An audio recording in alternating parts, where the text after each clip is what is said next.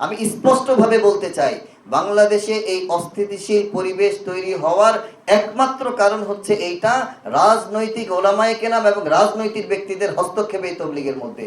আজকে যদি আমরা এবং জুবায়েরপন্থী শীর্ষ মুরব্বীদের সাথে এক টেবিলের মধ্যে আমরা বসতাম, আমি হলফ করে বলতে পারি 1 মাসের মধ্যে তবলিগের এই সমস্যা সমাধান হয়ে যাবে।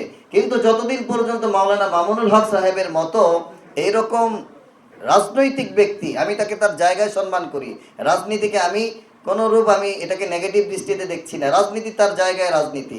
মাওলানা মাহফুজুল হক সাহেব একজন রাজনীতিবিদ ব্যক্তি, ওবায়দুল্লাহ ফারুক সাহেব একজন রাজনীতিবিদ ব্যক্তি।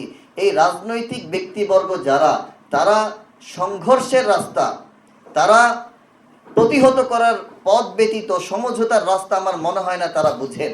আমি তাদেরকে আহ্বান করব যে রাজনৈতিক ব্যক্তিবর্গ যারা আছেন, আজকেই যদি তাদেরকে তবলিগের অপর পক্ষ থেকে সরিয়ে না দেওয়া হয়, তাদেরকে যদি এই তবলিগে হস্তক্ষেপ করতে বন্ধ করতে না দেওয়া হয়, বাংলাদেশের এই সমস্যা 100 বছরেও সমাধান হবে না।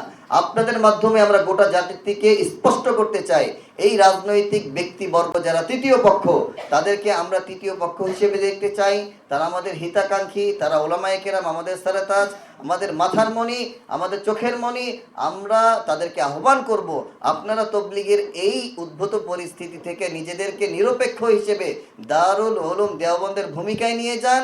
তাহলে বাংলাদেশের তবলিগের এই অস্থিতিশীলতা, আমি গ্যারান্টি দিব, আগামী ইজতেমার আগে যদি আমরা এবং জুবায়েরপন্থী শীর্ষ মুরব্বীরা এক টেবিলে বসতে পারি, এই সমস্যার সমাধান হয়ে যাবে ইনশাআল্লাহ। আমরা তবলিগের নামে দ্বিতীয়বার আর কোনো সংঘর্ষ চাই না, কোনো রক্তপাত চাই না। আমরা সমঝোতার পক্ষে।